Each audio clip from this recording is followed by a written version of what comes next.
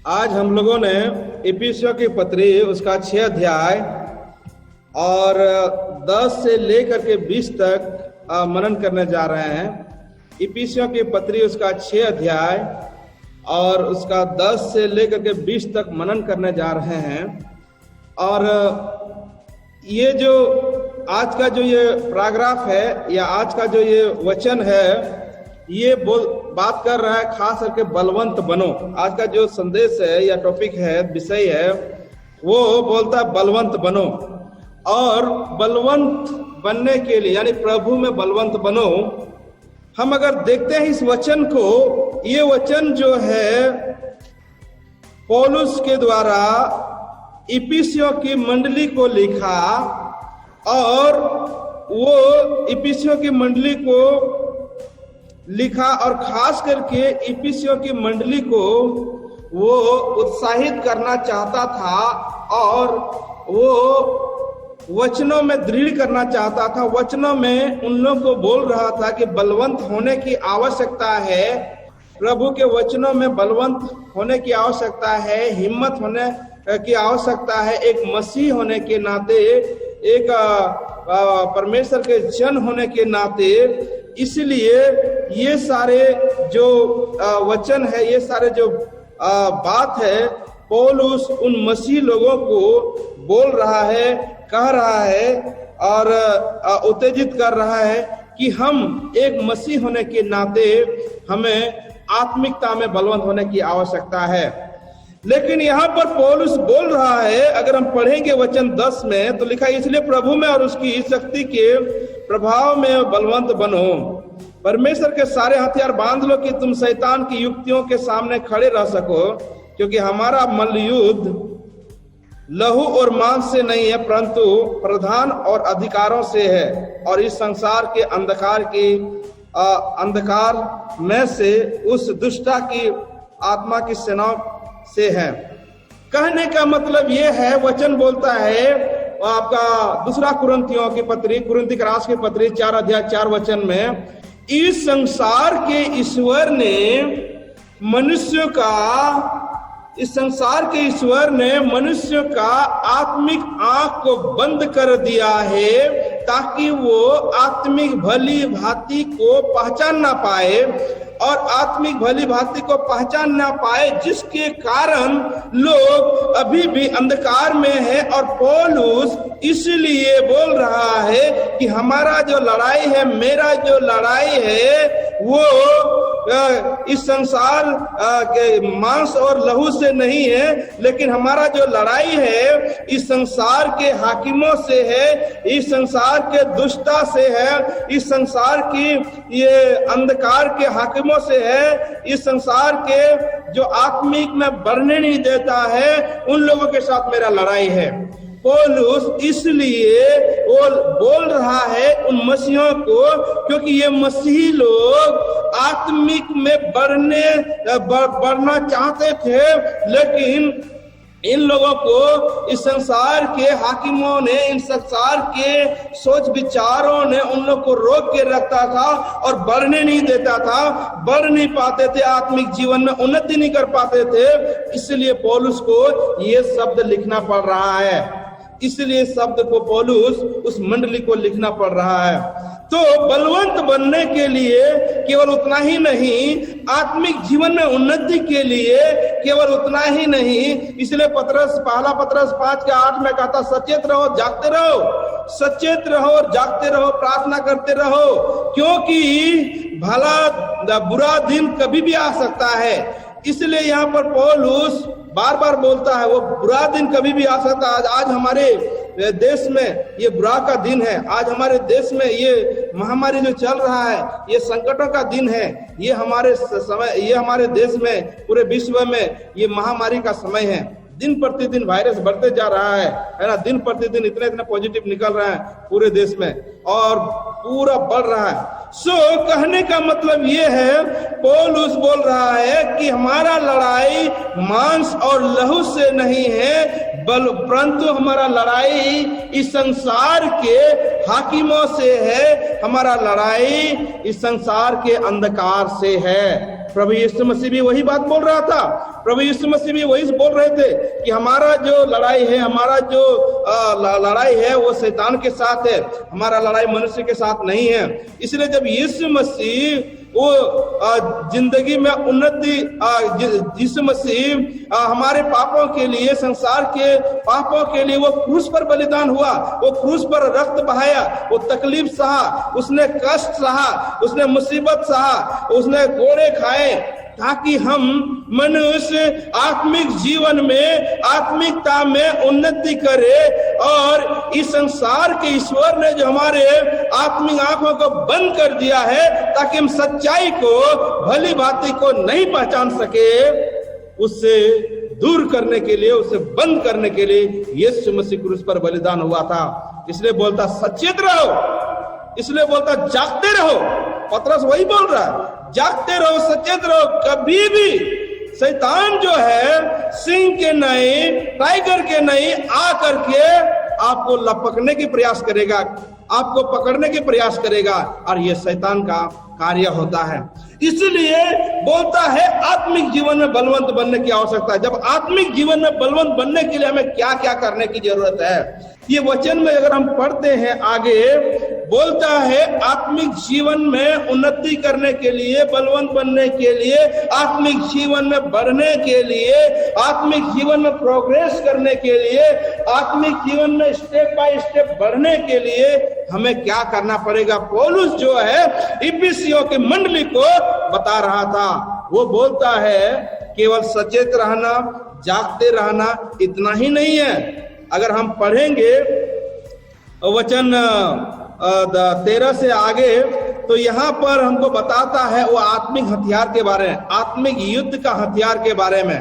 जब हम पढ़ते हैं बलवंत होने के लिए वचनों में, तो यहाँ पर पौलुस बोल रहा है हमें सत्य से कमर कसना है, सत्य से कमर कसना। ये बेल्ट के बारे में बात कर रहा है ना, वचन 14 में। इसलिए सत्य से अपने कमर कस, ये आत्मिक युद्ध का हथियार है। लेकिन हम आज दूसरे ढंग से देखेंगे, क्योंकि मैं पहले दूसरे ढंग से बताया था। आज हम देखेंगे कि ये आत्मिक युद्ध का हथियार जो है, पहला बोलता है ट्रूथ ऑफ द बेल्ट, अंग्रेजी में बोलता है सत्य से अपनी कमर कस। कहने का मतलब है सत्यता। ये सत्यता पहला जो आत्मिक हथियार है वो है सत्य। और ये सत्य क्या दर्शाता है? ये बेल्ट दर्शाता है। और आत्मिक जीवन में बलवंत होने के लिए, आत्मिक जीवन में उन्नति होने के लिए, आत्मिक जीवन में प्रोग्रेस होने के लिए हमें क्या करने की आवश्यकता है? बेल्ट जो है वो बहुत महत्वपूर्ण होता है। जो जूडो कराटे खेला है, जूडो कराटे लोग जो जाते हैं खेलते हैं, वो लोग क्या करते हैं? अपना कमर को बांधते हैं, रस्सी से अपने कमर को बांधते हैं, बेल्ट से बांधते हैं, ताकि सामने वाले से जब लड़ेंगे तो वो क्या करेगा? वो उसको डिफेंड कर सकता है, या उससे पराजित वो हो सकता है, उसे जीत सकता है। ये चीजें होता है जब हमारा कमर मजबूत होता है, क्योंकि लड़ने का जो ताकत होता है वो कमर से ज्यादा मिलता है, क्योंकि कमर अगर मजबूत रहे तो। यहाँ पर बोल रहा है पौलुस मसीहों को कि हमें आवश्यकता है कि सत्यता हमारे कमर में होना चाहिए। सत्य, ट्रूथ को जानने की आवश्यकता है, सत्य को जानने की आवश्यकता है। अगर सत्य को जानोगे, सत्य तुम्हें स्वतंत्र करेगा, और वो स्वतंत्रता तुम्हें हर चीजों में डिफेंस करने के लिए, हर चीजों में आगे बढ़ने के लिए, आत्मिक जीवन में उन्नति करने के लिए, शैतान को सामना करने के लिए और तकलीफों को दूर करने के लिए सहायता करेगा। अगर सत्य को जानोगे, सत्य तुम्हें स्वतंत्र करेगा। मेरे प्यारे भाई और बहनों, पहले जो है बलवंत होने के लिए जो 6 हथियार जो बताया गया है, पहला हथियार जो है वो सत्य से कमर कसने की आवश्यकता है, सत्यता को जानने की आवश्यकता है। बहुत सारे समय में लोग क्वेश्चन करते हैं, मैं तो प्रभु को जान चुका हूं। बहुत सारे समय में क्वेश्चन करते हैं, मैं यीशु को जान चुका हूं, लेकिन मुझे कितने बार जानने की आवश्यकता है? हम मनुष्य हैं, हम परमेश्वर के हम मनुष्य हैं, हमारा स्वभाव मनुष्य के जैसा है, हम मनुष्य हैं। इसीलिए हम लोगों का जो सोच विचार है कभी भी हम परमेश्वर के विरोध में काम कर बैठते हैं, चलते समय, फिरते समय, है ना। इससे क्या होता है, हमारे आत्मिक जीवन में गिरावट लाता है, हमारे आत्मिक जीवन में गिरावट लाता है, और गिरावट लाने से हम आत्मिक जीवन में ज्यादा से ज्यादा उन्नति नहीं कर पाते हैं। तो ये मेरा कहना है, आत्मिक जीवन में उन्नति करने के लिए, आत्मिक जीवन में बढ़ने के लिए हमें सत्यता में चलना है, सत्यता से कमर कसना है, वचनों के अनुसार चलने की आवश्यकता है। ये है पहला बात जो हमें बलवंत होने के लिए, आत्मिक जीवन में उन्नति करने के लिए, आत्मिक जीवन में बलवंत होने के लिए सत्यता से कमर कसने की आवश्यकता है। वचन 14 में हम लोगों ने देखा था। आगे हम पढ़ते हैं, बोलता धार्मिकता की झिलम, उसी वचन में लिखा हुआ है धार्मिकता की झिलम। झिलम जो है, जब रोमन एम्पायर, जब रोमन सोल्जर लड़ाई कर रहे थे, यानी कि यीशु मसीह के समय में अगर देखेंगे तो वो लोग झिलम जो सामने में पहना करता था, ताकि अगर सामने से कोई तलवार चलाए, गोली चलाए, कुछ भी चलाए तो वो साइड होकर निकल जाएगा, उसके अंदर नहीं जाएंगे। आज भी हमारे देश के जवान, आर्मी जवान लोग जो बॉर्डर एरिया में रहते हैं, वो लोग वो पहनते हैं, अभी भी पहनते हैं वो लोग। सिर में टोपी भी रहता है, लेकिन झिलम भी रहता है। ये इसलिए है, ये प्रोटेक्ट करता है, ये आपको सुरक्षा देता है। तो पौलुस जो इस मंडली के लोगों को बोल रहा है कि धार्मिकता की झिलम, धार्मिकता की झिलम, यानी कि वो झिलम पहनेंगे तो आपको सुरक्षा मिलेगा। कहने का मतलब पौलुस का मसीहों को ये है कि हमें जब प्रभु को ग्रहण कर लिए हैं, जब हम मंडली में आते हैं, जब आराधना करते हैं, हमारी आवश्यकता, हमें ये जानने की आवश्यकता है कि हम धर्मी जन है कि नहीं। अगर धर्मी जन में गिनती नहीं आते हैं, अगर धर्मी जन में हम उन लोग के लिस्ट में नहीं आते हैं, तो हमें धर्मी जन गिनाने की आवश्यकता है। लोग जानने पाए आपकी एक्टिविटी से, आपकी सोच से, केवल सत्य ही नहीं, केवल विश्वास ही नहीं, लेकिन वो बोलता है लोग जानने पाए कि ये भी एक धर्मी व्यक्ति है, ये भी एक चुने हुए व्यक्ति है, ये भी एक बुलाए हुए व्यक्ति है, ये भी एक व्यक्ति है जो कोई धर्म को मानता है, किसी गॉड को फॉलोअर है। ये लोग जानने पाए, ये हमारी एक्टिविटी से लोग पहचानने पाए, यही है धार्मिकता का झिलम। जब हम ये चीज हमारे जीवन में होता है तो क्या होंगे, सामने में अगर समस्या है, सामने में अगर तकलीफें हैं, सामने में अगर मुसीबतें हैं, तो वो जो है आपको साइड कर देंगे। कोई अगर कुछ भी करना चाहेंगे तो वो साइड होके निकल जाएंगे, आपके पास नहीं आएंगे, आपके पास नहीं आएंगे। इसलिए हमें धर्मी बनने की आवश्यकता है। हम नहीं बोल रहे कि हम लोग धर्मी लोग नहीं हैं, हम नहीं बोल रहे कि हम लोग उसके संतान नहीं हैं, हम लोग हैं, लेकिन हम मनुष्य होने के नाते हम कभी भी पाप कर बैठते हैं। हम मनुष्य होने के नाते कभी भी हम परमेश्वर से दूर हो जाते हैं। हम मनुष्य होने के नाते वचन से हम दूर हो जाते हैं। इसीलिए धर्मी होना आवश्यकता है। बाइबल बोलता है तो मत्ती की पत्री में पहले उसके राज्य और धर्म, देखिए बात बोलता है पहले राज्य और धर्म। केवल वो बोल सकता था राज्य को ढूंढो, राज्य मतलब कौन सी राज्य? परमेश्वर के राज्य के बारे में बात कर रहा। धर्म मतलब ये धर्म, वो बोल रहा उसके राज्य और धर्म के पहले खोज करो तो परमेश्वर सारी वस्तुएं आपको देगा। और वही धर्म के बारे में आज जिक्र कर रहा है। धार्मिकता का झिलम, ये जो है आपको प्रोटेक्ट करेगा। क्या चीज से प्रोटेक्ट करेगा? क्या चीज से आपको संभालेगा? इस संसार के हाकिमों ने लोगों के आत्मिक आंखों को बंद कर दिया है, वो देख नहीं पाता है वो चीजों से प्रोटेक्ट करने के लिए। शैतान जो है आपके व्यक्तिगत जीवन में समस्या डालना चाहेंगे, तकलीफें डालना चाहेंगे, मुसीबतें डालना चाहेंगे, वो चीज से आपको संभालता है, प्रोटेक्ट करता है। धार्मिकता का झिलम। क्या आज हम धर्मी जन हैं? क्या हम नहीं हैं? वो जानने की आवश्यकता है। वो आपको अपने आप को पहचानने की आवश्यकता है। अगर अभी तक आपको लगता है कि मैं सच्चा फॉलोवर नहीं हूं, सच्चा विश्वासी नहीं हूं, तो विश्वास करने की आवश्यकता है। जब हम विश्वास करेंगे, जब हम अपना लोग बोलना शुरू कर देंगे ये धर्मी जन है, परमेश्वर बड़ी आशीष देगा, परमेश्वर संभालेगा, परमेश्वर तकलीफों से मुसीबतों से भी हमें देखभाल करेगा। तीसरी जो बात हम पाते हैं बोलता है पाँव में मेल का सुसमाचार, यानी कि जूते पहन लेना। वो वचन लिखा हुआ है 15 में, और पाँव में मेल का सुसमाचार ये बोलता है जब ये लड़ाई में जाते हैं सोल्जर, तो उन लोगों को बड़े बड़े जूते पहनने पड़ते हैं, और वो जूता जो दर्शाता है सुसमाचार बोलेंगे तो संदेश है ना, सुसमाचार। इसलिए उन लोगों को पहनना पड़ता है ताकि कांटा में, पत्थर में, जंगल में, पहाड़ में, कहीं भी ये लोग को जाना पड़ता है, तो अगर ये जूता पहना हुआ रहेगा, ये अगर पहना हुआ रहेगा तो क्या होगा, प्रोटेक्ट करेगा आपके ऊपर, कोई ऐसे कील कांटे कुछ नहीं घुसेंगे, वो उससे आपको संभालेगा। तो वो दर्शाता है सुसमाचार।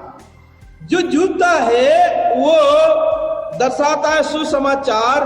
पौलुस जो है मसीहों को बोल रहा था तुम्हें सुसमाचार बताने की भी आवश्यकता है, क्योंकि आत्मिक जीवन में डेवलप करने के लिए, प्रोग्रेस करने के लिए, प्रभु में बलवंत बनने के लिए, बढ़ने के लिए, एक वचन में बढ़ने वाला व्यक्ति होने के लिए हमें सुसमाचार की जूता पाँव में मेल का सुसमाचार वो भी होना आवश्यकता है। जब हम उसको पहन लेते हैं, जब हम उसको सुसमाचार को जान लेते हैं, और वो सुसमाचार है क्या?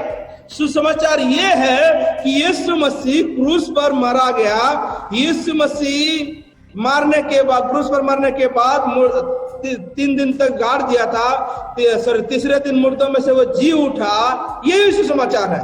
यीशु मसीह का वचन, आज लोग वो वचन को सुनते हैं, वो वचन को चखते हैं, फिर चखने के बाद, सुनने के बाद उसे साइड कर देते हैं, ये साइड कर देते हैं, लेकिन उसका परिणाम हमें भुगतना पड़ता है। हमें देखें कई साक्ष्य ऐसा है जो प्रभु से दूर भाग रहा था। योना नबी के बारे में पिछले दिन हम बता रहे थे, योना नबी के बारे में। जब वो भाग रहा था, परमेश्वर खींच के लाया। जब परमेश्वर को छोड़ करके कहीं जा रहे थे, परमेश्वर ने उसे खींच के लाया। आज हमारे जीवन में ये सुसमाचार के प्रति हम विरोधी बनने जाते हैं, सुसमाचार से बाहर जाते हैं, जानने के बावजूद भी सुसमाचार को जान करके हम अलग हो जाते हैं, तो हमारे जीवन में जो उन्नति होने की आवश्यकता था, जो डेवलपमेंट हो, आत्मिक जीवन में बढ़ने की जो बढ़ने का जो दरिया था, वो सारे चीजों में हम रुकावटें लाते हैं, और इसमें शैतान जो है खुश होता है, और शैतान वो खुश होकर के आपको और हमको वो क्या करता है, बढ़ने नहीं देता है। आत्मिक जीवन में उन्नति करने के लिए, आत्मिक जीवन में बढ़ने के लिए, मसीही जीवन में बलवंत होने के लिए हमें पांव पर मेलों का सुसमाचार भी होना चाहिए, है ना। इसके बाद बोलता है विश्वास का ढाल, चौथा बात बोलता है विश्वास का ढाल, वचन 16 में लिखा हुआ है, और इन सब के साथ विश्वास की ढाल लेकर स्थिर रहो। ये ढाल क्या है? जब सोल्जर लोग लड़ाई करते थे तो उनके हाथ में उनके हाथ में, बाएं हाथ में ढाल रहता है, दाहिने हाथ में लड़ने वाला तलवार रहता है या कुछ भी ऐसे रहता है, ताकि अगर वो मारे कोई सामने वाले तो बाएं हाथ से रोक सके और दाहिने हाथ से वो चला सके। कहने का मतलब ये है कि संसार के हाकिमों ने जब लोगों के आत्मिक आंखों को बंद कर दिया है, बढ़ने नहीं दे रहा है और बढ़ने से रोक रहा है, और शैतान जो है विश्वासियों के ऊपर हमले करते हैं, शैतान जो है विश्वासियों को तंग करना चाहते हैं, तो ये जो ढाल है रोकने में सहायता करता है। ये क्या बोलता है? विश्वास। विश्वास कहां से आता है? विश्वास वचन से आता है। रोम क्रास के उसका 10-17 में कहता है, जो सो विश्वास सुनना और सुनने ही मसीह के वचन से होता है। इसीलिए हमें विश्वास को इंप्रूव करने के लिए, विश्वास को बढ़ाने के लिए, विश्वास में बढ़ने के लिए हमें ये वचन की आवश्यकता है। और ये विश्वास जो दर्शाता है, ढाल जो दर्शाता है विश्वास, मसीही जीवन में बढ़ने के लिए, मसीही जीवन में ग्रो होने के लिए हमें विश्वास भी बहुत महत्वपूर्ण है। बहुत सारे समय में लोग विश्वास नहीं करते हैं। विश्वास आज किए कल नहीं करेंगे, है ना, आज किए कल नहीं करेंगे। विश्वास आज कर लेते हैं यीशु मसीह के ऊपर, कल बोल अरे जाने दो, है ना, ऐसे कर देते हैं। हमें जीवन से खिलवाड़ नहीं करना है, हमें अपने लाइफ से खिलवाड़ नहीं करना। ये लाइफ जो है कुछ दिनों के लिए संसार में, कुछ सालों के लिए संसार में, एक दिन हमें इस संसार से जाना पड़ेगा। लेकिन उस समय परमेश्वर पूछेगा, आप इस संसार में था, आपने ये, आपके लिए हम लोगों ने ये किया वो किया, लेकिन आपने हमारे लिए क्या किया, उस समय जवाब देना पड़ेगा। इसलिए मेरे प्यारे भाई और बहनों, क्या आप यीशु मसीह के ऊपर विश्वास करते हैं? क्या आप परमेश्वर के ऊपर विश्वास करते हैं? अगर विश्वास करते हैं तो आप आत्मिक जीवन में बढ़ेंगे और आपको कोई रोक नहीं पाएगा। आप प्रभु में बलवंत बनोगे। और देखते हैं हम लोग आगे, 5वें जो है आत्मिक युद्ध का हथियार, वो बोलता है उद्धार का टोप। उद्धार का टोप 17 वचन में लिखा हुआ। और उद्धार का टोप ये जो है हर सोल्जर का होता है कि कम से कम अपना सिर बचाए, हेड बचाए, है ना। आजकल बाइक चलाते हैं लोग, मोटरसाइकिल चलाते हैं, तो वो भी हेलमेट पहनता है ताकि एक्सीडेंट हो जाता है कोई तो कम से कम सिर बच जाए। शरीर में चोट लगे उतना प्रॉब्लम नहीं, ठीक हो जाएंगे, लेकिन सिर फट जाएंगे तो वो बचना मुश्किल हो जाता है। इसलिए यहाँ वचन में बोल रहा है कि उद्धार का टोप।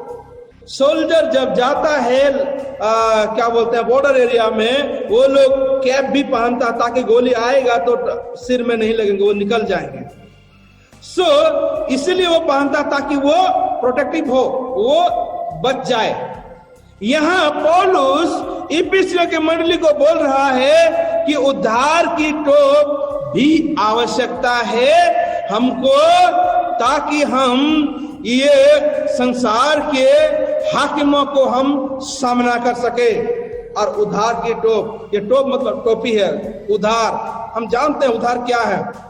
उद्धार इस संसार में और किसी के द्वारा नहीं है। उद्धार केवल यीशु मसीह के द्वारा है, जो हम वचन में पाते हैं प्रेरित 4:12 में, कि इस मनुष्य के बीच में संसार में कोई दूसरा नाम नहीं दिया गया है, एक ही नाम है जो यीशु के नाम से हम उद्धार पा सकते हैं। अगर यीशु मसीह का टोप हम पहन लेते हैं, यीशु मसीह को हम स्वीकार कर लेते हैं, यीशु मसीह को हम जान लेते हैं, यीशु मसीह को पहचान लेते हैं, उसके वचनों के अनुसार चलना शुरू कर देते हैं, तो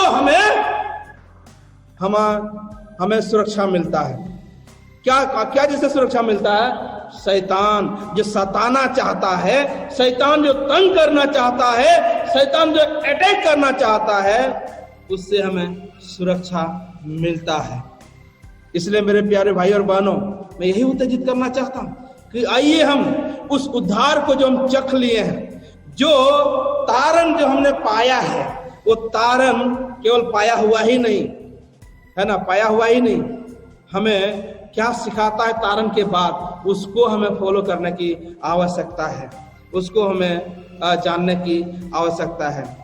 इसलिए वचन आगे अगर हम पढ़ेंगे, आगे के वचन में यहाँ पर लिखा हुआ जो 6ठा बात है, आत्मिक जीवन में उन्नति करने के लिए, मसीह में बलवंत होने के लिए, प्रभु में बढ़ने के लिए बोलता है आत्मा की तलवार। 17वां वचन में ही लिखा हुआ आत्मा की तलवार जो परमेश्वर का वचन है। आत्मा की तलवार जो परमेश्वर का वचन है, वचन भी बहुत महत्वपूर्ण है। अब उसका वैल्यू आप जानोगे इब्रानियों की पत्री 4:12 में, हिब्रू क्रॉस उसका 4:12 में लिखा है, वचन दो धारी तलवार से भी धार है, मनुष्य का हृदय को गांठ गुदा गुदा करता है, इतना तेज है, इतना धार है। ये वचन बहुत सारे समय में अगर आप संकटों में जाते हो, तकलीफों में रहते हो, मुसीबतों में रहते हो, कठिनाई आता है, कोई हिम्मत नहीं दे रहा है, बेस्ट वे है बाइबल निकालो, बाइबल पढ़ो, आपको सुकून मिलेगा। बाइबल निकालो, वचन पढ़ो, वचन पढ़ो, वचन जो है आपको शांति देगा। इसलिए बोलता है पौलुस इफिसियों की मंडली को कि आत्मिक जीवन में उन्नति करने के लिए ये आत्मा की तलवार जो बाइबल है ये भी बहुत महत्वपूर्ण है, ये भी आवश्यकता है, क्योंकि ये वचन दो धारी तलवार से भी धार है, हिब्रू क्लास में कहता है।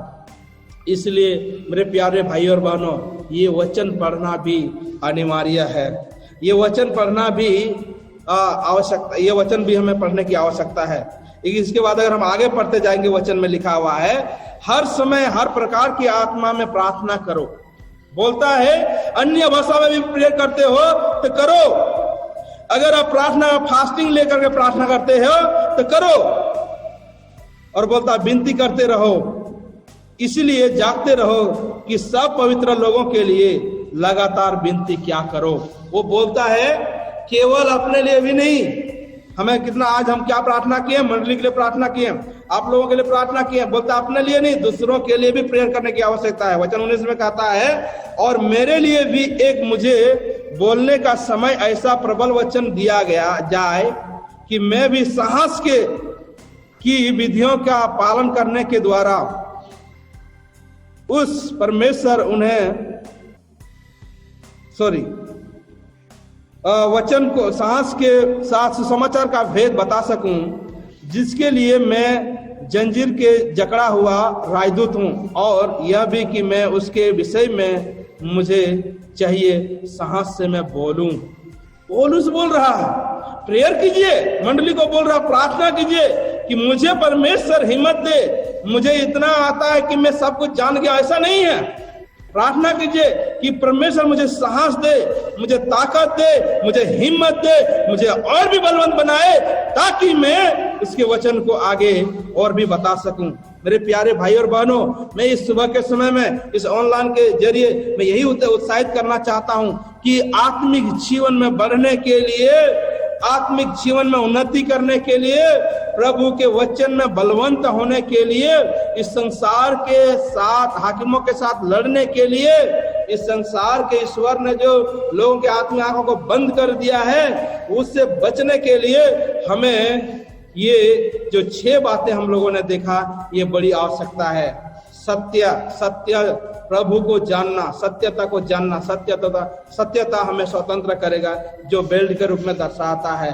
धार्मिकता जो चिलम के रूप में दिखाता है, धार्मिकता हमें पहले उसकी धार्मिकता की खोज करना है, परमेश्वर सारी वस्तुएं हमें व्यवस्था करेगा। इसके बाद बोलता है पाँव में मील का सुसमाचार, है ना, सुसमाचार, वो भी आवश्यकता है कि हमने सत्य को पाया है, हमने यीशु को स्वीकार किया है, क्यों ना हम दूसरे के पास बता सके, जो हमें सुरक्षा देता हमारे पाँव में। फिर बोलता विश्वास का ढाल, विश्वास का ढाल ये जो दर्शाता है कि हम मसीही जीवन में बढ़ने के लिए हमारा विश्वास भी ग्रोथ होना चाहिए, हम विश्वास जीवन में भी बढ़ना चाहिए, विश्वास जीवन में भी उन्नति करना चाहिए दिन प्रतिदिन, तभी हम आगे बढ़ सकते हैं। फिर बोलता उद्धार का टोप, ये जो उद्धार का कैप है, उद्धार का कैप है, उद्धार पाना, उद्धार पा करके उसके अनुसार चलना, ये भी बहुत महत्वपूर्ण वाली बात है।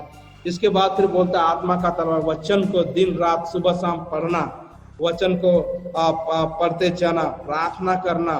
फिर आगे बोलता है पौलुस कि हमारे लिए भी प्रार्थना करो, हम सबों के लिए भी प्रार्थना करो। मेरा यही नम्र निवेदन आप सबों से, इस महामारी के समय में, ऐसे संकट के समय में, ये वचन हमें हिम्मत दिलाता है कि हम प्रार्थना में रहे, ये वचन हमें हिम्मत दिलाता है कि हम विश्वास जीवन में दृढ़ रहे, ये वचन हमें हिम्मत दिलाता है कि हम उद्धार को प्राप्त किए हैं, उस उद्धारता को हम उद्धार प्राप्त करने के बाद हम इधर उधर ना भटके, ये वचन हमें हिम्मत दिलाता है कि हम वचन में बढ़ते जाएं। जब हम हमारे जीवन में ये सारे बातें आएगा, जब हमारे जीवन में ये सारे चीजें आते रहेगा, हम करते रहेंगे अपने से, तो हम विश्वास जीवन में, मसीही जीवन में, प्रभु में बलवंत होते जाएंगे, प्रभु में हम ग्रो करते जाएंगे, वचन में हम ग्रो करते जाएंगे, विश्वास में हम बढ़ते जाएंगे। जैसे चेले लोगों ने यीशु मसीह के पास आकर के कहा कि प्रभु में बढ़ने के लिए, विश्वास जीवन में बढ़ने के लिए क्या करना है? उसने कहा वचन को पालन करो, मानते जाओ, सुनते जाओ, उसके अनुसार करते जाओ, तुम प्रभु में बढ़ोगे। आज भी हमें प्रभु में बढ़ने की आवश्यकता है, ताकि ये जो सामने में संकट है, ये जो सामने में मुसीबत है, इस मुसीबत को, इस महामारी को हम डिफेंस कर सके, सामना कर सके वचनों से, प्रार्थना से, विश्वास के साथ हम कर सकते हैं और हम जीत जाएंगे, क्योंकि हम जीते हुए लोग हैं, उसके हम संतान हैं, उसके हम लोग हैं। इसलिए मैं यही उत्साहित करना चाहता हूँ, प्रभु में बलवंत होने के लिए ये सब करने की आवश्यकता है। आइए हम प्रार्थना करेंगे। परमेश्वर हम सबों को आशीर्वादित करें।